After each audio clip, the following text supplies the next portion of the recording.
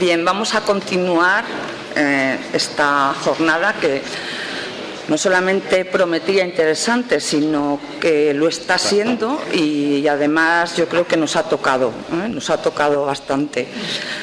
Vamos ahora a ver, a escuchar y también a percibir lo que nos va a exponer Manuel Melgar Camarzana, que es el director del Centro Documental de Memoria Histórica de Salamanca. Muchas gracias, Manuel, porque ya lleva 2 años colaborando en esta jornada. Yo creo que se va a convertir en un indispensable y casi te rogaría que hicieras un hueco ya en la agenda de 2020 para poder venir. Manuel, aunque llevas ya 9 años dirigiendo el centro, pero él tenía ya, evidentemente, una trayectoria anterior, además muy brillante, en el Archivo Militar de Ávila. Él ha trabajado no solamente desde el punto de vista archivístico, las tareas de descripción, organización anterior, etcétera, etcétera, sino también con algunas investigaciones de disfrute personal y otras que, por ejemplo, uno de los libros o de las publicaciones que suele hacer periódicamente la editorial TREA, Manuel ha sido el encargado de lo que tiene que ver con el mundo de los archivos militares, lo cual significa que es un gran conocedor de los mismos. Ha impartido muchos cursos y ponencias relacionados con estos temas y además con el de la represión y el franquismo. Quizás, y como me comentaba hace un momento Manuel, quizás teníamos que haber jugado con otra combinación, ¿no?, en la jornada respecto al horario. Sí, en cierto modo sí, le he comentado, pero creo que también es un buen pozo el que nos ha dejado el documental para tirar de esa especie de hilo, no sé si el hilo de Ariana o no, y Manuel nos va a hablar del archivo de la represión y de precisamente de dónde parte, en cierto modo, los orígenes de esta Gestapo española, o por lo menos cuáles fueron las piezas que dieron lugar a lo que tan magistralmente Javier nos ha mostrado esta mañana. Cuando quieras, Manuel. Buenos días. En primer lugar, me gustaría agradecer tanto al Archivo Histórico Provincial de Alicante como a la universidad por invitar al centro a participar en esta jornada y poder explicar un poco el trabajo y los fondos que tenemos en Salamanca, pero la verdad es que después de este documental pues no sé muy bien cómo empezar. Tenía un esquema que lo seguiré, pero claro, yo nací en el 66. Cuando se habla de la guerra, no sé si habéis visto el documental que pasaron ayer en la 2, El silencio de otros, que ganó un Goya y se presentó a los Oscars, que queríamos presentar en Salamanca, y al final se nos ha adelantado la Filmoteca con el gabinete, me parece, de estudios jurídicos de la Facultad de Derecho, pero bueno, vamos a intentar pasar en el centro el que habéis visto. Pues bueno, toca muchos temas, pero no sé si es porque se ha visto más o es porque uno ya está más acostumbrado a ese tipo de cosas, pues como que la sensibilidad es diferente. Y en cambio el de esta mañana, pues a mí me ha tocado la fibra sensible, porque claro, yo no viví nada de eso. Mi familia tampoco sufrió represión después de la guerra. Yo soy de un pueblo de Zamora, un pueblo pequeño que tampoco, bueno, quitando alguna cuestión que hubo en la República y tal, pero tampoco he vivido nada de eso. De esto que se hablaba aquí tampoco he vivido nada prácticamente, pero claro, estaba pasando cuando tú ya habías nacido. Experiencias, pues las huelgas de Maraval en el año, no sé si eran cuando estaba estudiando la carrera y que fue en mi terrana Salamanca, y bueno, pues planteó una huelga larga. La policía no podía entrar en el recinto de la universidad a no ser que lo autorizara el rector, y me acuerdo que en una visita de Mitterrand, pues en Salamanca hay una calle muy estrecha, nos colamos por allí y a mí me dieron con una porra y a otro le daban igual, disparaban con una bola, pero bueno, era una aventura.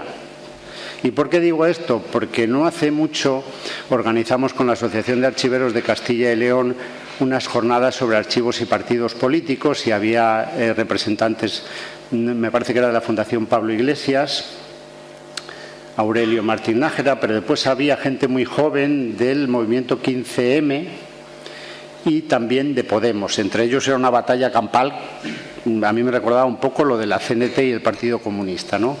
Lo que pasa es que se hablaban de muchas cosas relacionadas con el tema de la transición y, claro, ellos eran muy críticos e incluso criticaban la actuación de los que en esa época igual eran muy jóvenes, como podían ser los casos del documental. Y estaba allí también mi subdirector, Severiano Hernández, que es el subdirector general de archivos, que sí que vivió ya esta época de una forma más intensa, y al final hizo una reflexión y les vino a decir que, claro, ahora es muy fácil hablar, porque ahora la policía, pues bueno, te pueden dar con una porra, te pueden dar, pero es que entonces te podían matar. Entonces, criticar todo aquello desde el punto de vista desde ahora, pues también es bastante complicado. Algo similar ocurre con el exilio del gobierno catalán. Es verdad que hay algunos que están en la cárcel, pero también yo recuerdo que Aurelio Martín dijo, hombre, hablar ahora del exilio cuando hubo muchos del Partido Comunista exiliados, las condiciones en que se exiliaron y demás, a mí me parece un insulto, ¿no? Estás viviendo en una casa que vale 3.000 euros y hablar de exilio, pues sí, pero no tiene nada que ver. No tiene nada que ver. Como he dicho, pues después de este documental que llega bastante, bueno, pues intentaré seguir y explicaros un poco lo que tenía pensado decir, pero la verdad que es difícil porque te deja un cuerpo, no te deja muy bien cuerpo por las experiencias y lo que pasaba. También ha dicho el autor que él estuvo, es verdad, estuve aislado, que ya es bastante, pero dice, pero tampoco me hicieron nada más. Hombre, ya es suficiente, ¿no?, si estás aislado unos días. Bueno, pues comenzando ya con mi tema, mi libro, el libro que venía a contar, yo os quiero contar lo que es el Centro Documental de la Memoria Histórica, los orígenes del Centro Documental de la Memoria Histórica, que sí que tiene un poco de relación con lo que habéis visto en el documental, los cometidos que tenemos que llevar a cabo, nuestras infraestructuras e instalaciones, que también hay una parte importante dedicada a la difusión, pero se necesita más presupuestos y más personal para dar a conocer todo este tipo de recursos que tenemos, la organización y después las fuentes documentales, que algunas de ellas sí que están relacionadas directamente con el documental, como es el Tribunal de Orden Público. Pero antes también de avanzar, me gustaría que quedaran claras algunas cuestiones, porque claro, es rara la semana, no sé si el día, seguro que el día también, pero la semana que no aparece una noticia en algún medio de comunicación relacionada con la memoria histórica o con la exhumación de Franco o con el Valle de los Caídos. Entonces mucha gente te pregunta y habla de centro de memoria. Hombre, pues tampoco somos un centro de memoria exactamente, porque somos un centro documental que la función principal es poner a disposición de los usuarios, entre los que se encuentran las víctimas, las fuentes documentales, víctimas que es verdad que muchos están falleciendo, pero bueno, en las víctimas, aparte de los que sufrieron la represión directamente, están las familias y los hijos de las víctimas, y todo eso es importante, porque alguien decía alguna vez que la peor represión que hay es la del miedo, ¿no? Entonces el miedo, pues yo recuerdo que en 1989 acabé la carrera, hicimos un trabajo sobre la represión en León, y que uno de los documentales también de Javier, ¿no? Javier está centrado en un pozo que me ha estado contando allí en León, el Pozo Granjero, y conocimos a una persona que tentaba pues un negocio de marmolería, que había sido su padre líder de la UGT y él también había participado, y cuando se iban a Asturias pues los capturaron, los metieron en San Marcos y bueno, pues hacían desde el juego de la rana, que imaginaros lo que era el juego de la rana, ¿no? Que enterraban a alguien hasta aquí y jugaban con las monedas y te contaba esas cosas. Claro, yo entonces también era más joven y claro, te emocionabas, él mismo se emocionaba y dice que en 1981, cuando el golpe de Estado, también ya se planteaban hacer las maletas para irse de España, ¿no? Y eso era era un periodo igual de consolidación de la transición, pero era 1981. Bueno, Como he dicho, somos un centro documental y de los diferentes aspectos que puede abarcar la ley de la memoria histórica, quiero comentar que nosotros no tenemos competencia ni en las reparaciones, ni en las compensaciones económicas o morales, que eso lo hacía el Ministerio de Justicia. Hay ahora una Dirección General de Memoria Histórica, no sé cuánto durará, porque como va a haber elecciones y creo que el director general ya ha dimitido, porque no sé si se presentaba para algún cargo político. Nosotros lo que sí que hemos recibido son todos los informes que hicieron las asociaciones de memoria en base a unas subvenciones del Ministerio de Presidencia y nos han enviado todos esos trabajos. Y en cuanto a las reparaciones, pues facilitamos la información y sobre todo los documentos para que muchas personas puedan hacer y ejercer esos derechos, ¿no?, de reparación. No tenemos competencias en las exhumaciones de fosas, tampoco tenemos competencias en la retirada de los nombres de las calles, que también han sido bastante polémicos. La retirada de símbolos y vestigios de la dictadura tampoco tenemos competencias, lo único que los vestigios y símbolos de la Administración del Estado se deberían enviar a Salamanca. Han llegado muy pocos hasta ahora y algunos encima no los hemos podido acoger porque no teníamos capacidad, ¿no? El busto de Onésimo Redondo, que se encontraba en Valladolid, que mide 4 por 4, pues está en Alcalá de Henares. En teoría ya lo custodiamos nosotros, pero físicamente no está en Salamanca porque no hay capacidad. Sobre el Valle de los Caídos tampoco tenemos competencia ninguna. En cuanto a la educación, pues hacemos actividades de difusión y de visitas guiadas y algo más, pero no tenemos competencia para formar parte de los equipos que diseñan los diseños curriculares o demás. Y pues tenemos competencia en fuentes documentales y tampoco todas están en Salamanca, porque es verdad que en Salamanca sí que hay algunos testimonios de la represión, como son los tribunales de responsabilidades políticas o el de orden público, pero Salamanca el inicio es quizás un archivo que lo que hacía era facilitar información a los órganos que llevaban a cabo la represión. Por tanto, podríamos decir que el Centro Documental de la Memoria es la última fase de la evolución de una serie de instituciones que tuvieron como objetivo claro la incautación de los documentos para facilitar la información a los órganos represores que con el paso del tiempo, sobre todo en la transición, cambiarían de denominación y de objetivo porque esa documentación que había sido necesaria para llevar a cabo la represión se pone a disposición de los usuarios y también de los ciudadanos para que puedan ejercer los derechos de reparación que contemplan algunas leyes, no solo la Ley de la Memoria Histórica, por la Ley de la Memoria Histórica es del año 2007, pero hubo muchas otras anteriores, entre ellas la Ley del 84 que reconocía a los miembros de las fuerzas y cuerpos de seguridad de la República una indemnización. Después ha habido muchas disposiciones de las comunidades autónomas. Yo, por ejemplo, cuando trabajaba en el Archivo Militar de Ávila, creo que comenzó la Comunidad Autónoma de Cataluña y un año tuvimos 20.000 peticiones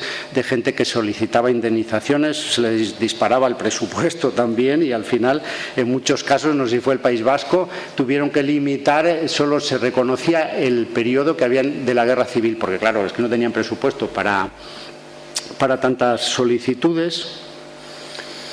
Y últimamente tratamos, sobre todo desde que se ha creado el centro, aunque bien es verdad que se hacían actividades, porque al fin y al cabo esto es un archivo, pero hace muchas actividades de difusión. Igual más que, bueno, no sé si más que nosotros, pero hacéis muchas. Entonces, nosotros tenemos un edificio nuevo que está dedicado fundamentalmente a la difusión y para dar conocimiento de los fondos que tenemos y de todos estos periodos de la historia reciente. Pero ¿cuál es el primer organismo que se crea en plena guerra civil en el año 1937, cuando el cuartel general de Franco estaba en Salamanca? El cuartel se iba moviendo, a veces también lo llamaban terminus, porque igual era un vagón de tren, pero hubo un año que estuvo en Salamanca y en ese año el frente de operaciones fundamental era el norte y se crea la Oficina de Investigación y Propaganda Anticomunista, el 20 de abril de 1937. Y se crea con el objetivo de recuperar la propaganda del enemigo para organizar campañas de propaganda en colaboración también con instituciones de carácter internacional como era el Pacto Anticomintern, que era un pacto entre el Imperio de Japón, Hitler, después se uniría Italia, España y Hungría para aislar a la Unión Soviética. La orden que creaba la oficina decía que había que recuperar el material, bueno, voy a decir documentación, pero bueno, más que documentación, el material de organizaciones marxistas, el Socorro Rojo Internacional, así como otras entidades, incluido también el material de los cineclubs, que es interesante porque en Salamanca hubo algún material relacionado con el cine o con documentales y se envió a la Filmoteca en los años 80 y creo que está en Filmoteca Española y es producto de esta Oficina de Investigación y Propaganda Anticomunista.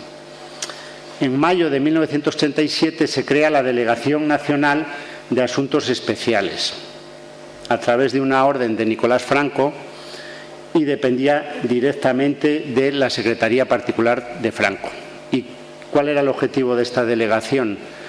Pues el objetivo era la confiscación del material de los archivos, de las bibliotecas y otros objetos o efectos de todas las organizaciones relacionadas con la masonería, así como librepensadores, rotarios y demás. Ya sabéis la obsesión que tenía Franco con la masonería.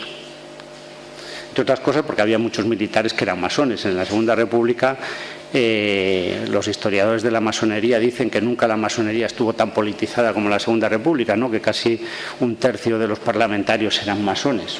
Bueno, pues la Delegación Nacional de Asuntos Especiales se dedicaba a la confiscación e incautación de material, vamos a decir, relacionado con la masonería, aunque había otro tipo de entidades.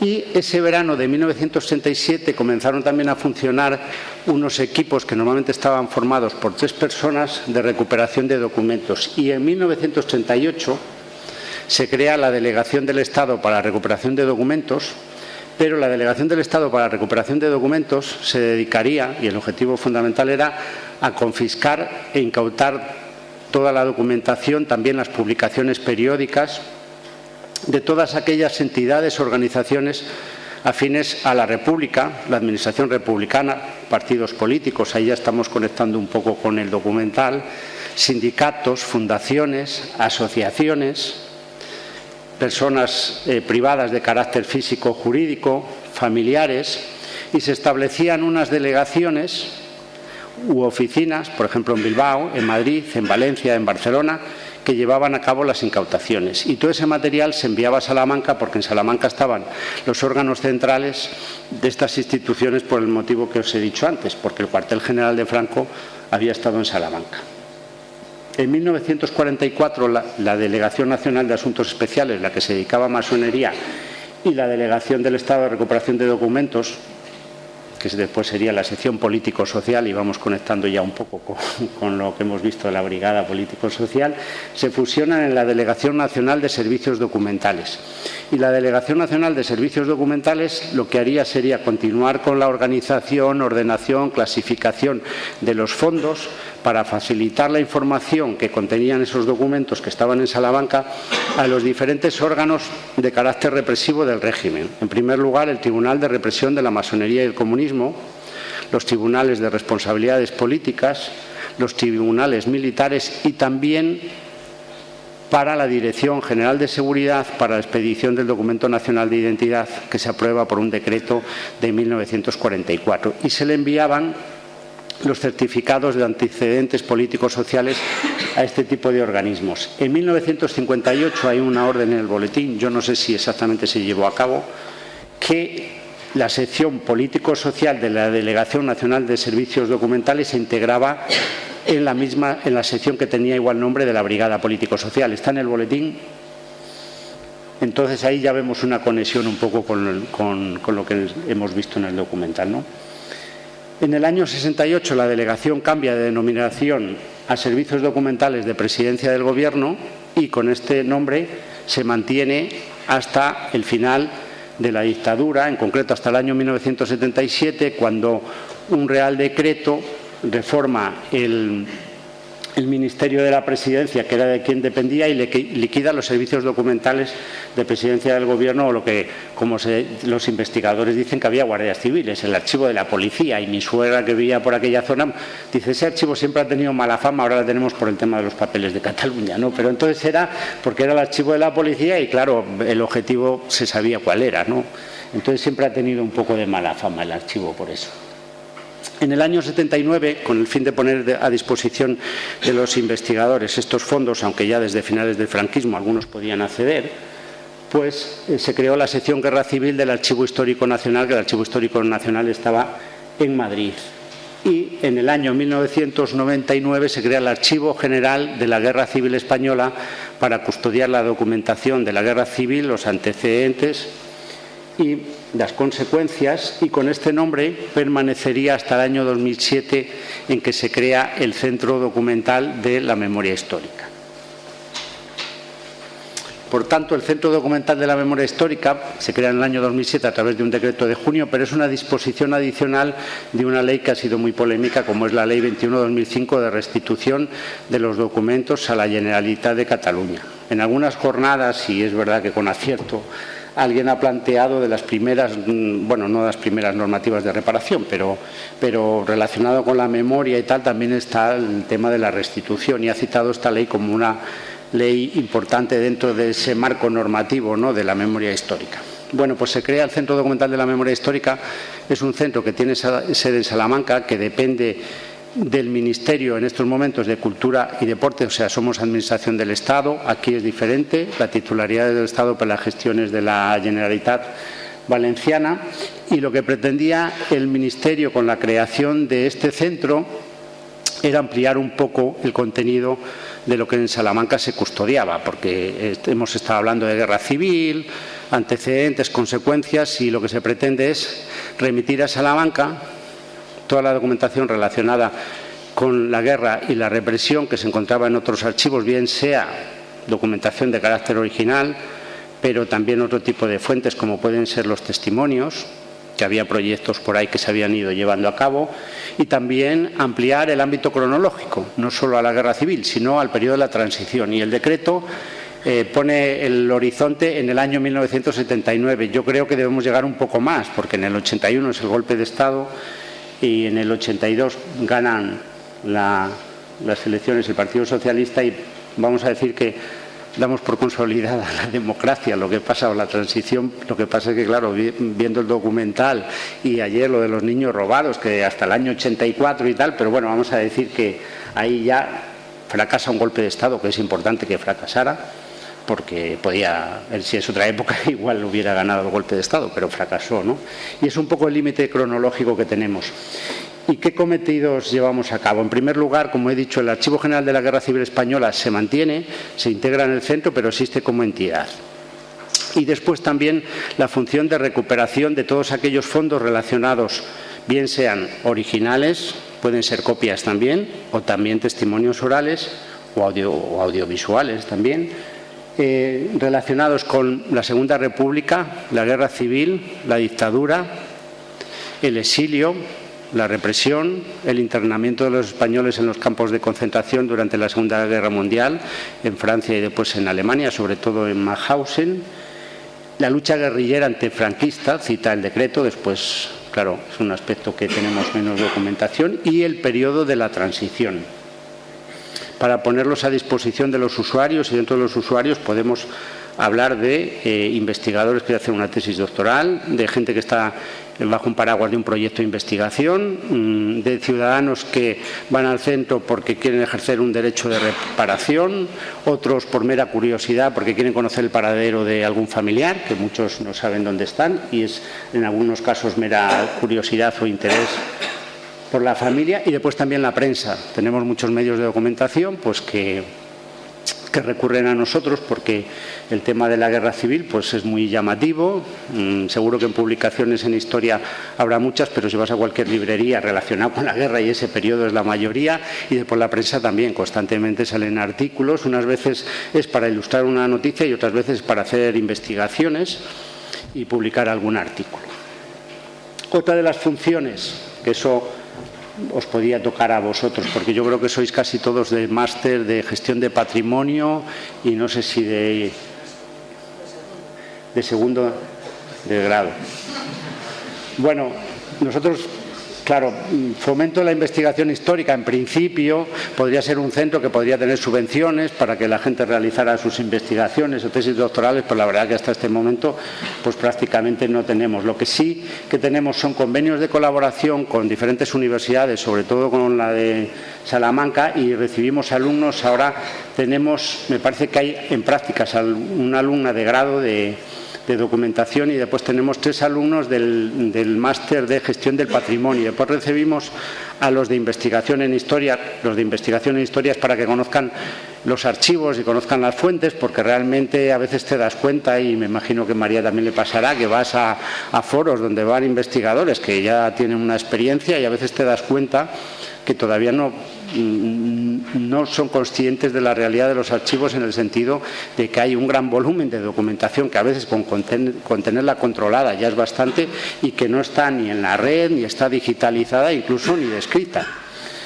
Entonces, pues bueno, se acercan allí y ven cómo funciona un archivo, y ya cuando vayan a investigar, pues yo creo que son un poco más conscientes de a lo que se van a enfrentar. Y después también hacemos, sobre todo en el edificio nuevo, pues jornadas, congresos. Este año tenemos para el mes de octubre uno sobre el exilio, presentaciones de libros, presentaciones de audiovisuales, que intentaremos que el de esta mañana también lo proyectemos en Salamanca, y a través de las redes sociales, aquí tenéis más independencia. Nosotros, a través de los canales del Ministerio y de Archivos, pues difundimos nuestras actividades. Otra de los cometidos era impulsar la participación de los usuarios, en especial las asociaciones de memoria. Claro, el problema de todo esto es que Salamanca no es Madrid, entonces al final con los que más colaboras es con la Asociación de Memoria de Salamanca, y después con otras instituciones de ámbito internacional, pues bueno, la Red de Memoria Europea, y a veces colaboramos también con el Observatorio de la Memoria que dirige Jordi Guisé, de la Universidad de Barcelona. Cometido fundamental ha sido estos años, y seguirá siendo, porque aparte de la guerra tenemos los fondos del Tribunal de Orden Público. Entonces, pues bueno, hay veces peticiones que son los que ya prácticamente la mayoría se está muriendo, pero también es verdad que hay algunas peticiones relacionadas con el Tribunal de Orden Público, y normalmente ahí suelen ser los propios afectados. En la guerra, pues a veces son familiares, son otro tipo de investigaciones, pero ha sido el asesoramiento a las víctimas, no solo de la documentación e información que tenemos en el centro, sino que también le remitimos a otros centros, porque en Salamanca pues documentación de la represión hay, pero no está toda. Hay que recurrir a los archivos militares, donde están casi todos los consejos de guerra y los sumarísimos, y a otro tipo de archivos e instituciones. Y también resulta un poco paradójico, porque claro, primero se crea el centro, después se aprueba una ley que es posterior y dice que el centro se crea, como que refuerza un poco la creación del centro, y lo que viene a decir, pues bueno, que la Administración tiene que hacer un esfuerzo por recuperar todas esas fuentes que se encuentren en otros archivos, bibliotecas. También la normativa de la ley es un poco amplia, y un poco, yo creo que el que la hizo no era muy consciente, porque decir que hay que enviar a Salamanca todo relacionado con la represión se encuentra en archivos, bibliotecas o museos. Yo no veo a los museos enviando materiales a los archivos, pero bueno, es lo que dice la ley. Pero insistía mucho en el tema de los testimonios orales, y eso es fundamental, porque es que la gente va falleciendo y claro, esas experiencias, si no se han recogido, se pierden. También hay mucho debate en el tema de las fuentes orales, de los testimonios, entre la memoria, la historia, que es quizás lo más adecuado. Yo creo que ahí, en unas jornadas que tuvimos en Alicante, ahí está la pericia del investigador, ¿no? Porque todos los documentos escritos tampoco son tan objetivos. Yo me acuerdo cuando estaba en Ávila que había un documento que hablaba sobre el bombardeo de Guernica. Era un documento del cuartel general de Franco. Pues claro, ¿qué decía? Que lo habían hecho los rojos, entre comillas, ¿no? Entonces dice, no, como lo dice un documento, pues en los testimonios pasa un poco lo mismo, porque aparte del filtro del tiempo, que también influirá, pues las perspectivas de las personas, pero para eso están los investigadores, ¿no? Para combinar ese tipo de fuentes, y por eso es importante recogerlas. Y lo que también era importante dentro de la Ley de la Memoria es que declaraba como patrimonio documental y bibliográfico todos estos materiales, y eso obliga a una conservación, a una descripción, y también a facilitar el acceso a los fondos, porque al principio hubo problemas con el acceso a algunos fondos, incluso para las asociaciones de memoria, y creo recordar que con el acceso al registro civil, me parece que al final hay una circular de la Dirección General de Registros para que se diera acceso, porque algunos jueces no dejaban acceder, y creo que se les reconocía a las asociaciones como interesados, ¿no? Porque si no, igual no podían acceder a esos datos. O sea que problemas de acceso también tenemos, y claro, si hay problemas de acceso, pues a la hora de trabajar con este tipo de recursos la cosa se complica, ¿no? No sé si entra ya de las líneas de una democracia que tenemos que tener, con una libertad de información, pero también tenemos que tener en cuenta que hay otros derechos que hay que proteger, como es la privacidad de las personas, ¿no? En definitiva, podemos decir que el centro lo que trata es de recuperar la memoria individual y colectiva. A nosotros se nos plantea a veces muchas donaciones que en un archivo normal dirías, bueno, y esto para un archivo interesa. Pero claro, en el Centro Documental de la Memoria estamos hablando de memoria individual y te puede aparecer una persona que lo que te entrega son 4 papeles de su familia, que en un archivo normal dirías, bueno, mira, es que esto tampoco tiene una relevancia, pero claro, es que para ella o para su familia es importante que esté en un centro, entonces tratamos de adquirir este tipo de donaciones, porque realmente si estamos hablando de memoria individual, pues creo que estamos en la obligación de ello. Y por otra parte también hay que darse cuenta que en el archivo de Salamanca, como veremos ahora, es un archivo que se forma con la incautación de documentos, y hay fondos que son muy interesantes para la investigación, pero hay otros que acabaron allí sencillamente porque se le incautaron a alguien y resulta que no tienen mayor relevancia, pero están allí, ¿no? Entonces, un poco en esa sintonía, pues creo que este tipo de fondos caben también en Salamanca. Claro, otra de las funciones es la función pedagógica, porque hay que dar a conocer todo este periodo en el que los derechos individuales y colectivos, ya lo hemos visto, que fueron mutilados, cercenados, y sobre todo entre los más jóvenes, porque te das cuenta cuando vienen alumnos a veces a hacer visitas, pues que no han llegado prácticamente, y menos a lo que hemos visto en el documental. Algunos saben ya quién era Franco, pero ya llegar a lo del documental, pues yo no sé si en los programas de enseñanza eso se enseña, y te das cuenta que dices, bueno, pues una labor nuestra sería transmitir todo este mensaje para que, bueno, por lo menos podamos reflexionar, dialogar, siempre desde la tolerancia, y podamos superar este tipo de acontecimientos, pero es verdad que hay que sacarlos a la luz, porque es que si no quedan ahí en el olvido, y no, yo creo que tiene que salir a la luz para que se cierren las heridas. Pues yo creo que hay que abrirlas al máximo para que después se clausuren totalmente, ¿no? Bueno, me voy a saltar un poco lo de las instalaciones, porque voy a entrar sobre todo en el tema de la recuperación de documentos, que está más conectado con lo que hemos visto en el documental, y para no alargarme mucho. Tenemos 2 edificios. Uno es el archivo tradicional, que es el que veis a la derecha, que es del siglo XVIII, y otro en la Plaza de los Bandos, que es un edificio que se ha reformado entre el año 2011 y 2014, y ese está dedicado fundamentalmente a la difusión. En el edificio del archivo, es más pequeño que este, pues tenemos una exposición sobre la Guerra Civil, que no sé si habéis estado en Salamanca, está abierta al público. Bueno, hay años que pasan hasta 70.000 personas. Hombre, Salamanca es una ciudad muy turística, y en ese edificio el que entre la gente encima gratis es fácil. Es fácil. Lo difícil es llevarlos al otro edificio más nuevo. Pero ahí es fácil porque está en el circuito turístico, abren las puertas, igual llega Semana Santa y un día igual te pasan 700, 800 personas. Bueno, también hay, claro, con esto hay mucha polémica. Tenemos al lado la Casa Lis, y la persona que está a la entrada, es verdad, la cultura cuando es gratis a veces no se aprecia, ¿no? Si cobraras €1, pues no lo sé. No lo sé, porque tampoco somos una institución de la administración y tal, pero bueno, por lo menos entran y algo se quedará, y se cuenta con una exposición de la Guerra Civil y una sobre masonería. Pues hay una sala de audiovisuales para las visitas, y después tenemos salas de trabajo no muy adecuadas para lo que es el trabajo en archivos, no es como este archivo, que es mucho más grande y pesado específicamente para archivo.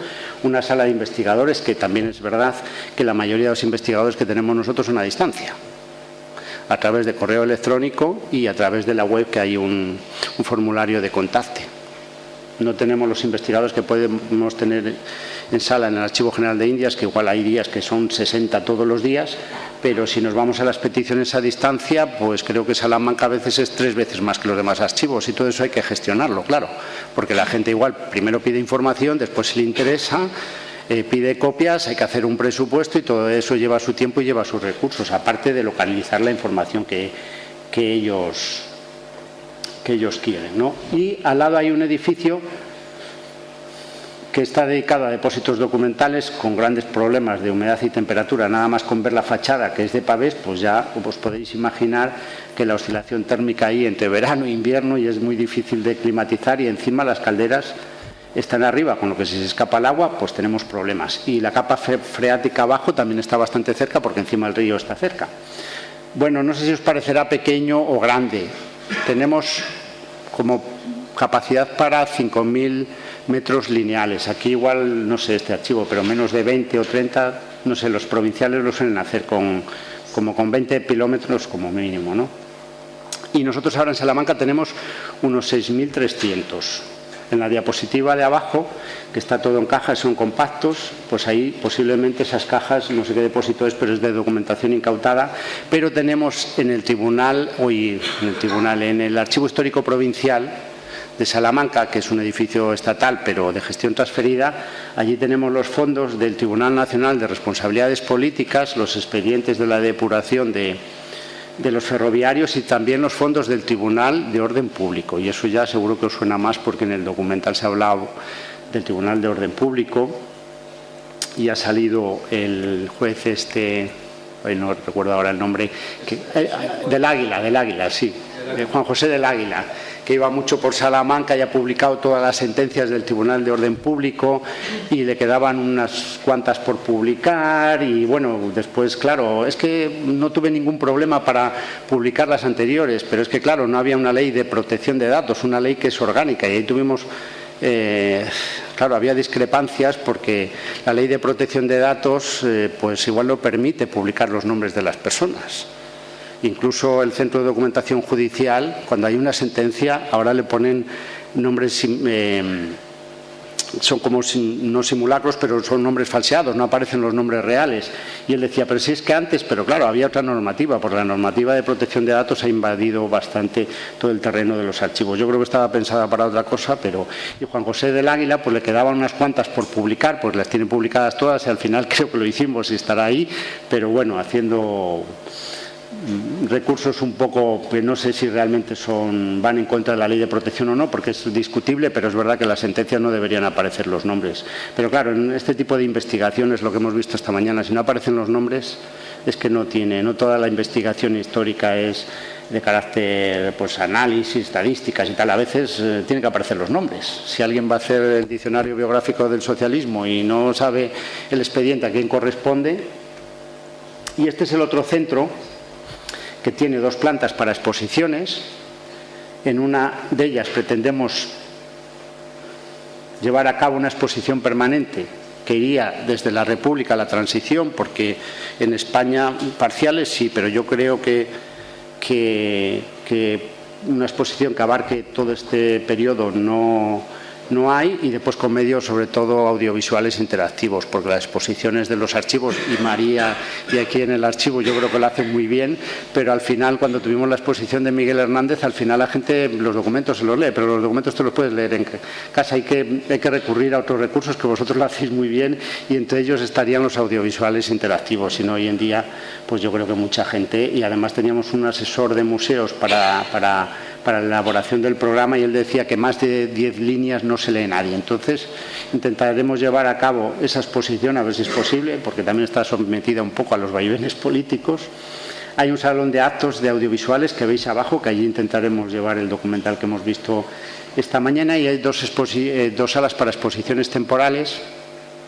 Una de ellas tiene el nombre de como ha salido Basilio Martín Patino, el Salón de Actos, Basilio era de Salamanca, el Salón de Actos se aprobó en el patronato que se denominaría Basilio Martín Patino. Entonces, en teoría no está puesta la placa, pero se denomina Basilio Martín Patino. Y una sala de exposiciones temporales, no sé si os sonará, se denomina Agustín Centelles. Agustín Centelles, que era de Valencia, pero desarrolló su actividad en Cataluña, y el Ministerio compró el archivo de Centelles y había un compromiso de denominar una de las salas también Centelles. Y un tercer edificio que he visto el otro día el proyecto por primera vez y sí que se asimilaría más a lo que es un archivo con una capacidad de 30 o 40 kilómetros lineales, con salas de desinsertación, sala de consulta no muy grande, porque si vamos a tener 3 edificios va a ser complicado articularlo, y una parte que sería un depósito de museo, pero visitable. Y ahí irían las piezas que se retiran en base a la ley de la memoria histórica, pero también queremos que se puedan ver, y sobre todo gente que hace estudios sobre la retirada de vestigios, símbolos o la simbología de todos estos objetos, y entonces queremos que sea visitable. Hay un proyecto, a ver si en 5 años ya está, porque es que si no... Y ahora el otro día en la Gerencia de Infraestructura sí que nos presentaron el proyecto, y entonces ahí sí que podríamos traer todos los fondos, por ejemplo, del Movimiento Nacional que están en Alcalá de Henares, del Consejo Nacional del Movimiento, todas las delegaciones, lo llevaríamos a Salamanca. Bueno, esto me lo voy a pasar porque quiero entrar ya en lo que va más relacionado con el documental, aunque ya ha dicho Verónica que igual lo teníamos que haber hecho al revés, pero ¿qué hacían los servicios documentales? Como hemos dicho, incautaban la documentación. ¿Y qué documentación tenemos en Salamanca? Pues la primera, la relacionada, como hemos dicho, con la masonería. Hay expedientes de logias masónicas, expedientes de asuntos y después expedientes de masones por orden alfabético y también por nombres simbólicos, porque los masones tienen nombre simbólico. Yo no sé si es muy conocida la represión sobre la masonería, pero a ellos a veces les molesta porque se habla mucho de represión y ellos, algunos de los masones reconocidos, que era el Supremo Consejo Grado 33, pues estuvieron tanto en la elaboración de la Ley de la Memoria Histórica de Andalucía como en la Ley de la Memoria Histórica del Estado. Y alguna vez han reclamado que una de las primeras matanzas de la Guerra Civil fueron unos masones en Andalucía. Y en la sección especial, que ahí está estructurada por áreas geográficas donde se incautaba, sobre todo en las áreas geográficas que quedaron el 18 de julio en manos de la República. Y ahí está la documentación de partidos políticos, sindicatos, asociaciones, fundaciones que hemos dicho antes. Entre ellas está la documentación de Político Social Barcelona, pero estamos hablando de documentación, daos cuenta que las incautaciones se producen entre el 37 que se inicia, vamos a ponerlo hasta el 41 más o menos, y lo del documental es bastante posterior, ¿no? Pero bueno, el sistema un poco de gestión de la documentación y después el fin de esta documentación y el fichero y tal responde un poco a lo que hemos visto en el documental. Y en la sección político-social es la que está dedicada sobre todo a estos antecedentes políticos, como su nombre lo dice, y social, que van más relacionados con el documental. Y en Madrid, en el año 1940, se crea un Tribunal Especial de la Represión de la Masonería y el Comunismo, que tiene como función por reprimir a los comunistas y a los masones, o lo que ellos consideraban comunistas y masones. Tenía su sede en Madrid, pero claro, tenía una estrecha vinculación con Salamanca. En Salamanca existía una oficina auxiliar y solicitaban la información en Salamanca. El fichero importante para controlar estos fondos y el fichero que se suele denominar fichero general o fichero de la represión, que tiene aproximadamente 3 millones de fichas, y ahí están prácticamente todos los intelectuales. Bien es verdad que en la época de la República y en el documental o el otro de la cultura vigilada es más la generación posterior, ¿no?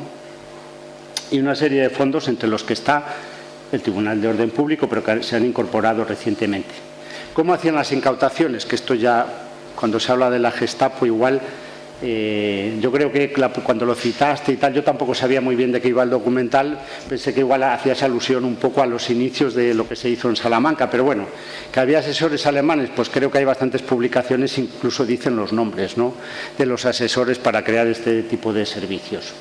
Aquí tenemos la ruta de un coche. Claro, los equipos de incautación unas veces estaban en ciudades y tenían un listado de las instituciones y de las familias y las personas a los que ellos consideraban que había que registrar para incautarse de la documentación, ¿no?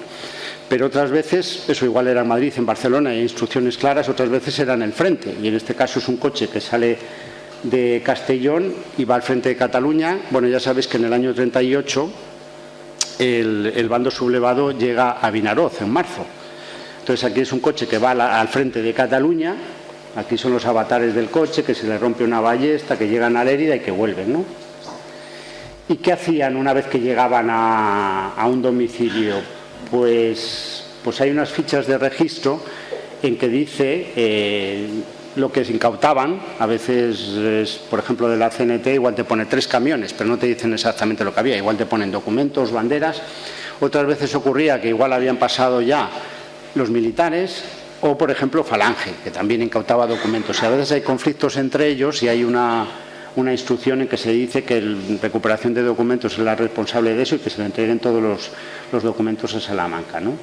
Entonces aquí hay, por ejemplo, es un parte de incautación de Edmundo Domínguez Aragonés, que fue uno de los que fundó la Federación Socialista Madrileña, uno de los dirigentes, pero claro, la evacuación después, a medida que el gobierno se va en noviembre del 36 a Valencia y de Valencia a Barcelona, pues prácticamente todas las instituciones y los órganos centrales de los sindicatos se mueven un poco en esa dirección y después saldrán al exilio, normalmente por Francia, y bueno, y algunos saldrían por aquí, por Alicante. Pues toda esa documentación es lo que está en Salamanca. Se hacían unos libros de registro y con esa documentación es la que posteriormente se facilitaba a las instituciones de carácter represivo. Estos son algunos ejemplos, pero que bueno, nos vamos a pasar porque si no, no llegamos. Esto es documentación relacionada con masonería y veis una foto de una reunión o lo que ellos llaman tenidas masónicas. Y los objetos de la masonería y la indumentaria y los atributos que ellos utilizan en todas las reuniones, que son bandas, collarines. La masonería ya sabéis que tiene su origen un poco en los albañiles o los masones, los constructores de las catedrales, pero claro, después se transforma en una masonería más filosófica y los principios de la masonería pues son los de la Revolución Francesa, ¿no? Lo que pasa es que como siempre han sido asociaciones secretas, a ellos les molesta mucho e incluso están haciendo bastante campaña para que a ellos hay tenidas que se denominan tenidas blancas y tú puedes asistir como profano, puedes asistir, y en Salamanca hemos hecho una. La masonería normalmente no admite la regular a mujeres, pero hay otras que sí, y tampoco tienen que ser la Gran Logia de España, que es la más extendida, tienes que ser creyente, no tienes por qué ser católico, pero también hay otras que son agnósticos y ateos, o sea que también hay bastante variedad, pero la que más predomina, la regular, en principio tienes que ser creyente y ellos tienen un principio creador que si habéis visto, no sé si lo habréis visto, pero si vais de visita a Salamanca, creo que pone al Gran Cadu o algo así, que es el gran arquitecto del universo, ¿no? La simbología masónica, el compás, que son los límites en los que se tiene que mover la ética, un poco las actuaciones humanas, y la escuadra, que es la rectitud que debe dirigir un poco toda la actividad y la ética moral de los hombres, ¿no? Y si te construyes a ti mismo, una de las simbologías que tienen es la piedra bruta y la piedra pulida. El hombre es una piedra bruta y a través del conocimiento y la ética se convierte en una piedra pulida, y esa piedra pulida pues repercute no solo en sí mismo, sino en todos los hermanos de la logia y después en la sociedad. Por lo que los principios de la masonería son muy loables. Lo que pasa es que, claro, a las dictaduras no les suele interesar. Estas son las agrupaciones de político social.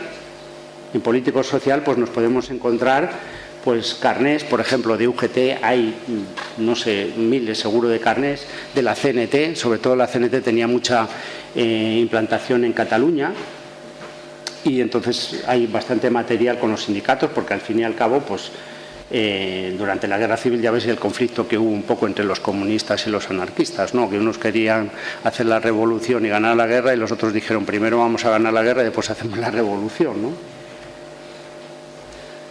Estos algunos tipos documentales, y también me parece interesante traeros algunos ejemplos que son 2 fichas de Robert Capa. ¿Sabéis quién es Robert Capa?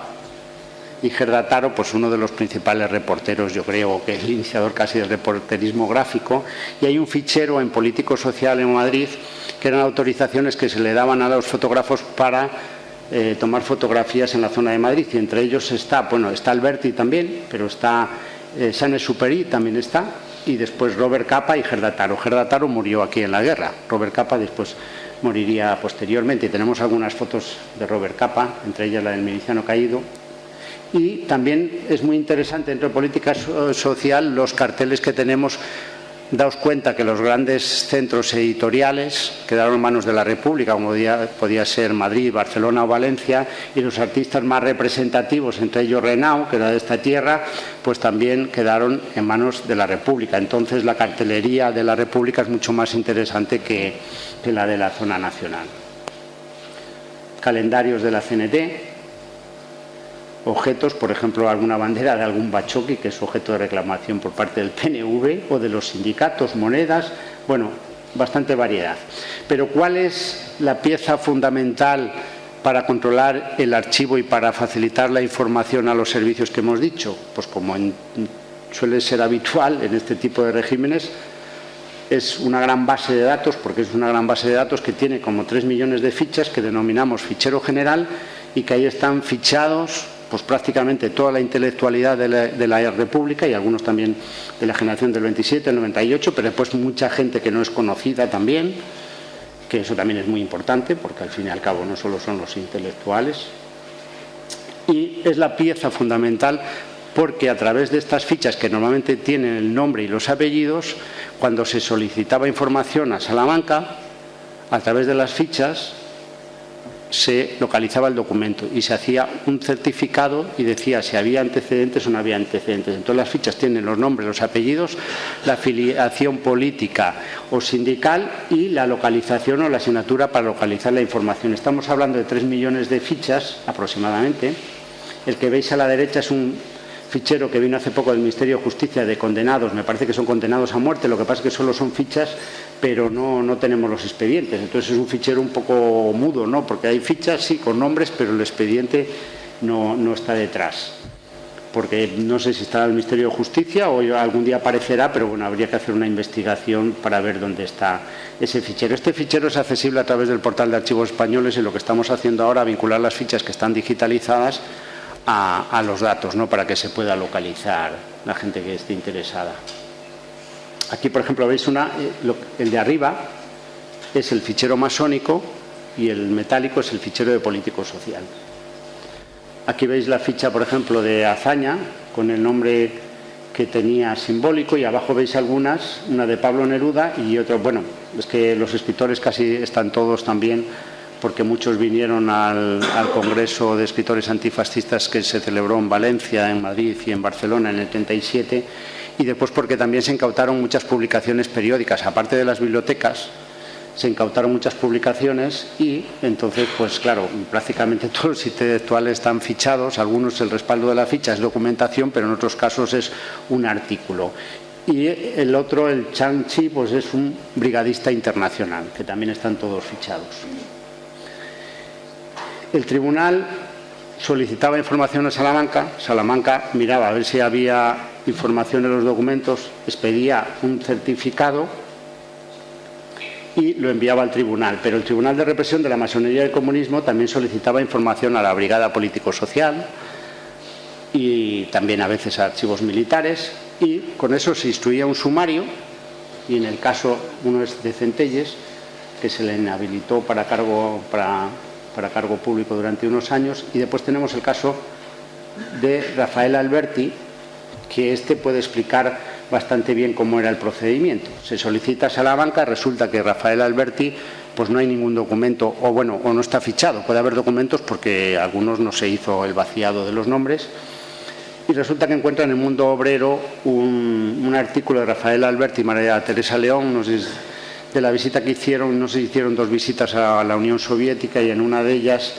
una para el Congreso de Escritores Revolucionarios, en una de ellas entrevistaron con Stalin y viene a decir que Stalin es un tío muy majo, muy agradable y entonces en ese artículo vienen a decir eso y la sección político-social, no la brigada, la sección político-social de Salamanca hace un certificado y en base a ese artículo pues se lo envían diciendo que dijeron que Stalin era tal, que son declarados comunistas y demás y se lo envía al tribunal. Lo que pasa es que el tribunal archiva el expediente porque Alberti ya estaba en el exilio, entonces al final concluye que es hasta que se ha habido localizado, no vino hasta el periodo de la transición. Si hubiera venido, pues me imagino que podía haber acabado en la Dirección General de Seguridad allí o...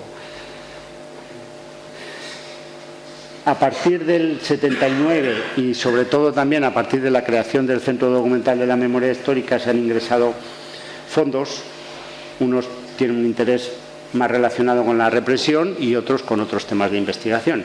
Pero, por ejemplo, relacionado con la represión tenemos la causa general, que es un gran sumario que se comenzó a instruir en 1940, se encargó a la Fiscalía del Tribunal Supremo para que investigaran todos los delitos y crímenes, entre comillas, cometidos por los rojos durante la Segunda República y la Guerra Civil, hasta el año 1969, en que se declaraba que estaban prescritos. Entonces, es muy interesante porque hay 11 piezas y en esas 11 piezas pues aparecen desde la quema de iglesias, asesinatos, incautaciones de cuentas, y está estructurado por provincias, se puede ver en Internet, y dentro de las provincias después está por partidos, me parece, y por municipios, y había unos certificados, unas declaraciones de los alcaldes, los jefes de falange de lo que había ocurrido en ese periodo. Entonces, muy interesante. Y, por ejemplo, en la caja 1500 de Madrid, por ejemplo, pues hay fotos del asesinato de Calvo Sotelo, que es un poco el preludio o los inicios de la Guerra Civil. Otro de los fondos que es muy interesante es el de responsabilidades políticas, que tuvimos algún documento por la exposición de Miguel Hernández. El Tribunal Nacional de Responsabilidades Políticas lo que hacían es que, claro, aparte de sufrir la represión en las propias carnes, también se le incautaban los bienes que tuvieran. Incluso podías haber fallecido, te condenaban a muerte y después la familia tenía que soportar la incautación de bienes. Y nosotros tenemos el Tribunal Nacional, que es donde llegaban los casos más representativos o los que se apelaba, porque después hay tribunales regionales y también hay los juzgados, que eran los que instruían, que están en los archivos históricos provinciales. Y también ingresó el Tribunal de Orden Público, que se crea en 1963, desaparece el Tribunal de Represión de la Masonería y el Comunismo, y se crea el Tribunal de Orden Público. Sobre la actividad del Tribunal de Orden Público ya lo habéis visto un poco en el documental, y desaparece en 1977, cuando se aprueba también la ley de la reforma política, y los fondos del tribunal sí que están muy relacionados ya un poco con lo que hemos visto en el documental. Y bueno, representativos ahí podemos decir el proceso 1001 contra comisiones obreras, la cúpula de comisiones obreras, o por ejemplo la detención de Carrillo, que también la tenemos, y entre las pruebas de convicción pues está la peluca con la que lo detuvieron, que también está en Salamanca, la peluca de Carrillo, que parece ser que el que hizo la peluca de Carrillo era el peluquero de Picasso, que eso no lo sabíamos hasta que murió Carrillo y vinieron los periodistas y ya nos enteramos que era el peluquero de Picasso, y la estructura por dentro es de sostén, de mujer, y es una estructura de sostén, y eso nos enteramos casi por la prensa. Pues es verdad, y era el peluquero del Picasso el que le hizo la peluca de Carrillo. Eso sí que ya nos toca más de cerca y más relacionado con lo que hemos visto esta mañana. También tenemos documentación de los campos de concentración y batallones de trabajadores, que es una documentación que estaba en el Tribunal de Cuentas, y que son los extractos de revista, porque a los presos se les pagaba poco, pero se les pagaba, entonces había que justificarlo en el Tribunal de Cuentas. Entonces había una serie en el Tribunal de Cuentas, y que hay, pues si no de todos, de muchos de los campos, bueno, las diferentes denominaciones y funciones que tenían, porque había campos de trabajo, campos de clasificación, campos de concentración, pues también tenemos una serie importante, y la depuración de todo el personal de Renfe, porque a los de Renfe se le aplicó la ley de depuración de funcionarios de 1939, y hace unos años pues enviaron a Salamanca estos expedientes. Solo voy a, como tenemos poco tiempo, para que veáis un poco lo más representativo y más relacionado con el documental. Relacionado con el internamiento de los españoles en los campos, sobre todo nazis, en Francia también, bueno, pues se creó una Federación Española de Deportados e Internados Políticos, que tenía la sede en Toulouse y gestionaba las pensiones con Alemania y con Francia, que solicitaban las viudas. Creo que en Alemania hay algún investigador que tiene localizada una información muy interesante y que nos lo está ofreciendo constantemente para digitalizar, relacionada con las solicitudes de indemnizaciones de los años 60. Estas suelen ser anteriores, pero me ha dicho que hay unos fondos muy interesantes y que convendría establecer un convenio con los archivos alemanes, incluso algún documental que está en alemán que habla de eso, de las solicitudes de los años 60 o finales de los 60 en Alemania. Liga de Mutilados o Inválidos de la Guerra de España. Bueno, también relacionado con la Federación nos llegaron unos fondos del campo de concentración. Ya sabéis que la mayoría de los españoles estuvieron en Mauthausen. Bueno, pues entre los fondos que vienen, aparte de maquetas del campo de Mauthausen, pues también tenemos un equipo quirúrgico. Imaginaos lo que viene el equipo quirúrgico del campo de concentración de Mauthausen. Y después también se ha hecho un esfuerzo en recuperar los fondos del exilio, como de los centros, por ejemplo, de Buenos Aires, en México, en Argentina, y también ahí hay muchos proyectos orales. Fondos de particulares interesantes, hay varias colecciones de Carlos Esplá, de Armero, pues relacionadas con este periodo.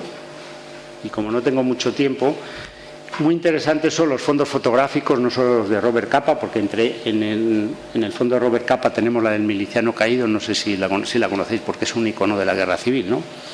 El negativo está en Nueva York y cada vez que solicitan una copia de esto, sobre todo para revistas, pues cobran bastante. Cobran bastante, aunque ya por no sé los años que le quedará para ejercer el tema de los derechos de propiedad intelectual, pero tienen que solicitar al Instituto de Fotografía de Nueva York. Y nosotros tenemos otros fondos también interesantes para el conocimiento de la guerra y la posguerra. Aparte de estos tenemos el de Centelles. Ahora os enseñaré alguna imagen, porque una imagen vale más que 1000 palabras. Y me quiero referir, ya que estamos hablando de documentales, a, por ejemplo, de historia oral, que hay entrevistas de los que pertenecieron a la Brigada Internacional Abraham Lincoln, del exilio español en México, fondos de la Cruz Roja Internacional, de la Comintern, una copia de los fondos que están en la Fundación Nacional Francisco Franco, que también es muy polémica y bueno, nos trae bastantes problemas todo esto, porque entre ellos hay algunos documentos que se pudieran considerar clasificados. Pero lo que veis allí arriba de la BBC Radio, ¿y por qué os digo esto? Porque es que mañana, no sé si veis alguna vez el documental de la 2, hay un documental que es de trenes, con una guía de 1911, y el presentador es Michael Portillo, que fue ministro con Thatcher. Bueno, pues es que Michael Portillo, yo no lo sabía, su padre era de un pueblo de Ávila, pero era profesor en la Universidad de Salamanca, y entonces se tuvo que exiliar. Y están haciendo un documental de la zona aquella y mañana va Michael Portillo, como dices tú, que en los documentales el otro día son de no sé si son de la BBC, una productora a la que paga la BBC, y van 3 o 4, pero mañana va el presentador y va a ver al fichero general las fichas que hay de su padre, que hay varias, y después unos documentos que estaban en la serie militar que hacen referencia a su padre de cuando era profesor en la universidad y tal, y lo están grabando para esta serie de documentales de la BBC. Entonces, claro, la difusión que puede tener esos documentales, yo cuando no me lo dijeron digo, hombre, aunque sea un sábado, porque solo podían trabajar los sábados. Bueno, pues vale, pero aunque sea un sábado, pero un documental de la BBC, la difusión que tiene, pues mañana va Michael Portillo, si alguno lo conocéis, que lleva unas chaquetas muy coloridas, muy tal, muy inglés, aunque el otro día me decía una chica, bueno, y muy español también, ¿no? Y van a ir a la universidad, al archivo y después a una jamonería para cortar allí un poco de jamón mañana. Y bueno, para ir concluyendo, porque no tenemos tiempo, esta es la foto de Robert Capa, que tenemos una copia en positivo, lo prestamos poco alguna vez en una exposición en Japón y una de la Fundación Mafre, porque claro, el valor que puede tener, pues lo valoramos en 100.000 euros, tampoco, no, me parece que fueron 50.000, igual era poco, es que esto es simbólico y ya no sabes muy bien cómo valorarlo, porque positivos de época yo no sé si habrá otro, igual otro, y hay un negativo en Nueva York, pero poco más. Y es un icono que parece ser que es un montaje y tal, pero bueno, es un icono de la guerra. Y esta es la de Centelles, que también parece ser que es otro montaje, pero es el 19 de julio en Barcelona, y Centelles tiene el negativo, después tiene una placa, pero es una de las fotos también icónicas de la guerra civil, o el bombardeo del cementerio de Lleida. Este es del campo de concentración de Bran cuando se fue a Francia. Sobre la transición tenemos colecciones de pegatinas. De esto no os voy a hablar mucho porque os he comentado por encima. Y con esto yo creo que tenéis una idea, bueno, estas son las exposiciones que tenemos, la de masonería.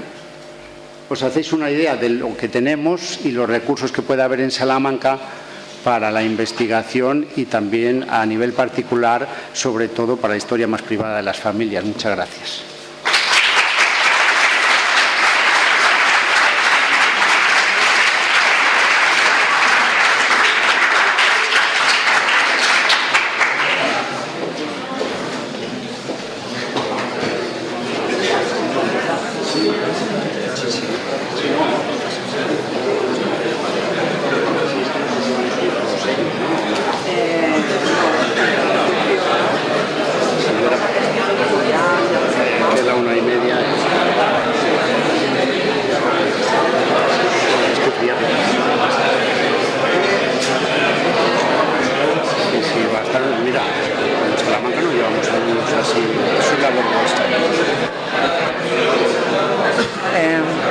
¿Esto cómo va? No. ¿Está? ¿Se oye? ¿Sí? Vale. Ay. Bien. Muchísimas gracias, Manuel, por hacernos este repaso. Rápido, pero intenso. Después del documental, la verdad es que cuesta hablar. Una imagen vale más que 1000 palabras. Y imágenes tan cercanas, porque yo lo que hablo de la guerra, pues sí, pero está más visto. Pero el documental te toca más la fibra sensible, ¿no? Bueno, yo creo que lo más importante es que les has acercado el Centro Documental de Memoria Histórica, que ciertamente entre todos los archivos generales, pues es el que, no sé si la expresión es correcta, pero es el que suscita más morbo. ¿Puede ser? Entre otras porque era también un archivo policial. Yo creo que eso también... Yo creo que debe de haber. Eso, y después todo el tema de la restitución de Cataluña. Los guías turísticos, cuando pasan, lo primero que dicen es el archivo de que la polémica con Cataluña, porque eso es que está todos los días en la prensa. Entonces, pues, no es buena fama, pero es que es la que nos toca. Entonces... Bien. No sé si vamos a establecer un turno abierto de palabra más que lo que puede llegar a ser una mesa redonda en concreto. Si alguien del público quiere bien hacer algún tipo de pregunta o bien, la gente que trabajáis en archivos y en cuestiones de memoria, doctorandos y gente de TFGs, TFMs, etcétera, que vais más en esta línea, si queréis aportar o hacer algún tipo de comentario o relacionando también las dos intervenciones, pues es vuestro momento.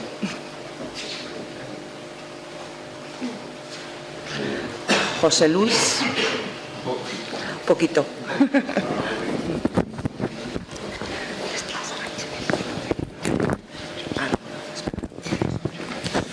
Hola, bueno, yo soy archivero también y bueno, enhorabuena por tu documental y fantásticos fondos. Yo quería dar una pequeña visión desde la parte de archivos locales. Aquí tenemos los provinciales también, que tienen mucho más fondos. Lo que pasa es que, claro, a partir de la recuperación de documentos, después de la guerra, desaparecieron muchos de políticos sindicales y todo esto, de los municipios, y después en el 79, con la democracia, desaparecieron muchos también, fueron quemados, otros perdidos. Lo que quiero decir también es que para reconstruir, en nuestro caso de los locales, es como reconstruir un archivo disperso que tenemos que ir picando de uno en otro, pero también tenemos que tener muy en cuenta los archivos de Falange desaparecidos, que no desaparecieron en sí, sino fueron a parar en manos particulares, que ahora, en estas fechas, más o menos estos años, que están empezando a morir esos cuadros de Falange, sus hijos, que no le han dado el suficiente valor a eso, están reapareciendo esos archivos, como archivos familiares.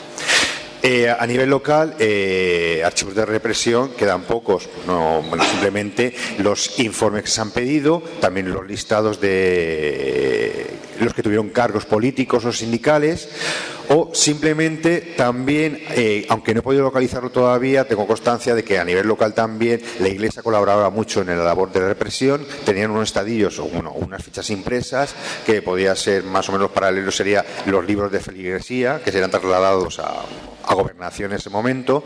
Y quería dar un pequeño apunte, una pequeña visión de lo local, pero que nos complementamos, por supuesto, con provinciales, nacionales y memoria. Gracias.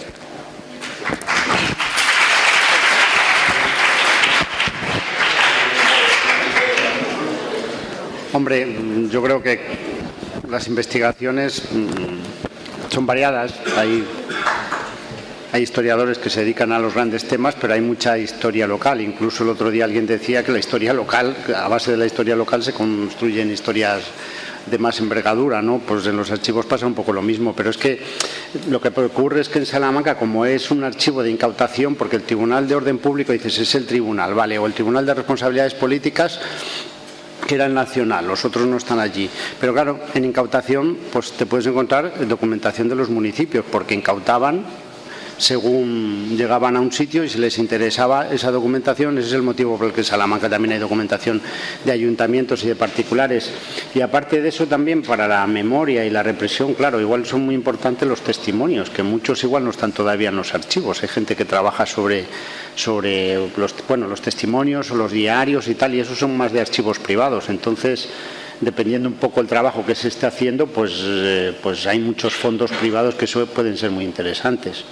Entonces, al final, normalmente, cualquier investigación tienes que recurrir a varios centros para componer un poco ahí el puzzle e ir sacando las pistas de lo que quieres investigar, ¿no? Aparte de la represión esta política ideológica, represión que todavía perdura y tiene que ver mucho con los archivos familiares. Los archivos familiares cuestan mucho que salgan a la luz por ese tipo de represión educacional, ese pozo que ha subsistido y que todavía los hijos de los hijos lo tienen por miedo a lo que pueda poner, o simplemente el miedo a no poder mantener el honor de esa familia. Claro. Ejemplos, con lo que acabas de decir. Una familia en Salamanca de un periodista que estuvo en la cárcel. Le quieren hacer un homenaje. El prólogo lo iba a hacer García de la Concha, que fuera académico y tal. Entonces ellos, pues a cambio de la publicación, donaban el archivo. Está prácticamente todo hecho, firman las dos hijas. Y después resulta que se presenta a la otra parte de la familia que a ver que eso que se ha firmado qué es, que ellos no están de acuerdo que se haga a la luz. Bueno, igual no sé si por miedo o hay gente que no le interesa que eso salga a la luz. Hace poco tenemos una petición de alguien que aparece su padre en el Tribunal de Represión de la Masonería y Comunismo, fue masón, pero lo que le molesta es que ponga masonería y comunismo, pero es que el expediente está como masón, no como comunista, pero es que nosotros en los descriptores y en los índices ponemos el tribunal y se denominaba represión de la masonería y el comunismo, y el problema es que claro, Google recupera del portal de archivos y entonces le aparece, y primero que no quería que Google dice, pues eso no es cuestión nuestra, después que quitemos de pares, claro, si retiramos a uno porque lo solicita, igual mañana tenemos otra petición y otra y tenemos que empezar a lo que ya está abierto al público y que puedes hacer desde casa, empezar a retirarlo, pero claro, él argumenta que la ley de protección de datos con la reforma que ha tenido ahora, que no sé qué,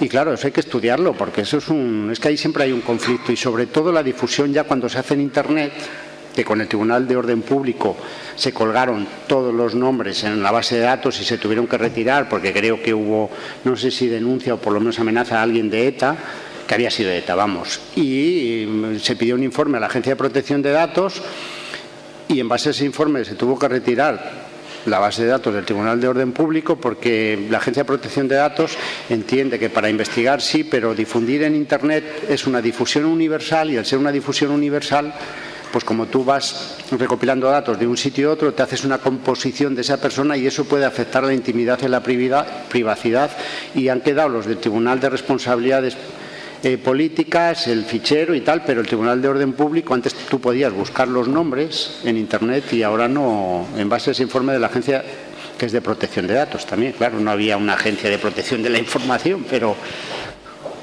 eso nos ha pasado. Entonces, claro, ahí hay como una lucha, hay gente, en este caso, pues quiere que su padre, que están haciendo una biografía y, bueno, no sé si limpiar la imagen, pero no le apetece que aparezca el término comunista, porque no lo era, digo, ya, pero es que lo juzgó el Tribunal de Represión de la Masonería y el Comunismo. Entonces, claro, es complicado eso. De todas formas, yo creo que esto de protección de datos estamos llegando a extremos también, se llega a máximos. Y no hay que llegar ahí. ¿Por qué prima? ¿El derecho a la verdad o el derecho al supuesto honor? Claro, porque yo creo que la Agencia de Protección de Datos se hizo para otra cosa. Yo creo que eso se hacía para si Telefónica, el otro, vende todos los datos a una compañía, saca un montón de dinero y vende todos los datos. Pero claro, va invadiendo. ¿Por qué va invadiendo? Porque igual no tenía otra agencia que hiciera de contrapeso, que protegiera la información, después ya con la ley de transparencia y demás. Pero yo creo que ha invadido el terreno de los archivos hasta unos límites que yo creo que eran excesivos. Pero claro, había una ley orgánica de protección de datos y no tenemos ninguna ley orgánica del derecho a la ley de transparencia, pero no es orgánica, y por lo menos a los archivos la ley no es orgánica, con lo que ya tiene un rango menor. Y el derecho a los archivos no está entre los derechos fundamentales de la Constitución.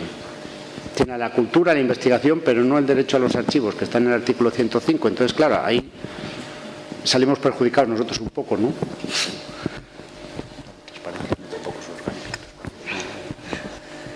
Bien, este debate y esta línea argumental que estáis ahora comentando, el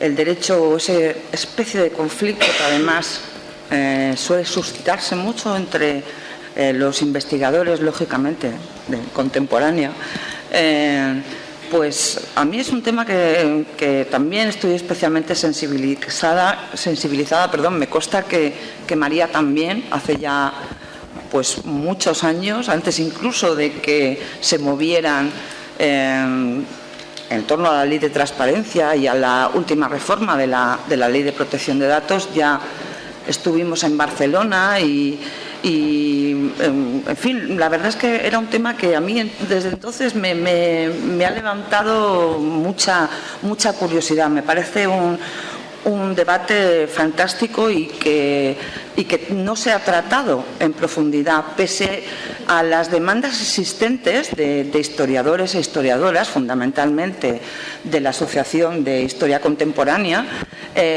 pues la verdad es que se lo recriminan, entre comillas, a los archiveros y archiveras, a los centros, pero efectivamente como custodios de esa documentación, y que tenéis esa espada de Damocles a veces encima y que un poco tenéis que decidir, que os dejan casi torear en la plaza con el investigador o investigadora y decir, bueno, esta es la ley, ahora mira tú cómo la aplicas. A mí de verdad es que ese me parece un tema interesantísimo. Y otra cosa solo que quiero apuntar es que tanto en la hora anterior, cuando hemos estado visualizando el documental, como ahora a propósito de la charla de Manuel, me venía repetidamente a la cabeza una película fantástica que yo recomiendo todos los años al alumnado, que es La vida de los otros. Una película redonda, creo que tanto en la factura como lo bien resuelto, ¿no?, que está bueno, todo hasta el final. Tiene ese punto que comentábamos antes, ese punto poético, ese punto de mantener la tensión exactamente hasta el último momento. Y es fantástico, por un lado, por la labor del trabajo con la documentación de archivos que hace el protagonista al final, casi ya en el último cuarto de la película, y toda la parte primera, por llamarlo de alguna manera, está bueno, vinculada, y vais a ver casi representada esa policía o esa Gestapo de la que se hablaba. Yo de verdad os lo recomiendo vivamente y lo podéis encontrar en la universidad. Tenemos varias copias en la biblioteca de la universidad. Bien, yo disculpadme, no sé, me sabe mal si tengo que cortar el debate, apremiar, pero sé que estáis pendientes de autobuses, muchos y muchas de vosotros. Creo que tú también coges el tren, por eso. Y bueno, de verdad, si quieres cerrar. Creo que Javier quería... Perdón, Sí. lo siento, no me da cuenta. No, muy bueno, es que como has comentado la vida de los otros, pues hay una, digamos, anécdota que se relaciona con el documental. El documental, cuando lo presentamos a Televisión Española, yo iba por la línea esta de los olvidados de la transición, pero veis que el documental está firmado también por Jordi Gordon y se encargó más del tema de las entrevistas y de la investigación, pero él propuso de nombre La Stasi Española, basado en la vida de los otros. Claro. Finalmente Televisión nos dijo que lo lleváramos más por el terreno cultural, de ahí que la primera propuesta era La Stasi Española, por relacionarlo con el escritor de la película. Sí. Y finalmente lo llamamos La Cultura Vigilada, y como segunda parte La Gestapo, porque la Stasi quizás sea menos conocida, aunque los métodos fueran similares, ¿no? Pero era menos conocida. Entonces yo me decanté por la Gestapo. Respecto a lo que has estado exponiendo, que abruma la cantidad de documentación que tenéis, y la verdad es que cuando lo vas mirando y tal te van dando ganas de hacer miles de documentales, centenares de documentales sobre los temas, ¿no? Lo que pasa que desde el terreno de la realización audiovisual nosotros recibimos algunas fichas de cuando estuvimos haciendo estos documentales y te daba una gran alegría encontrar un documento, ¿no? Por ejemplo, una ficha de Compans fechada en 1942, cuando ya le habían fusilado en el 40, ¿no? Y entonces, ¡ay, una ficha, tal, no sé qué! Pero luego es muy difícil meter los documentos quietos, los documentos escritos, son muy difíciles de meter en el documental. Y te sirve para documentación, pero claro, necesitas personas que hablen, gente que se mueva, entonces es complicado. Pero dan ganas de ir allí y empezar a decir, venga, este tema, este otro. Yo te propongo que pongas a la Stasi, y uno sobre los servicios de Salamanca, la Gestapo. Que caja más, yo creo, ¿no? Esto más con la Gestapo y el otro con la Stasi o algo así. No sé si es que los alumnos ya... Es que es viernes. Bueno, pues sin ánimo de ser grosera, muchísimas gracias, de verdad. Gracias, Javier, gracias, Manuel, gracias, María. Yo creo que ha sido una mañana muy intensa y también que hemos aprendido un montón, y eso es lo importante. Muchas gracias.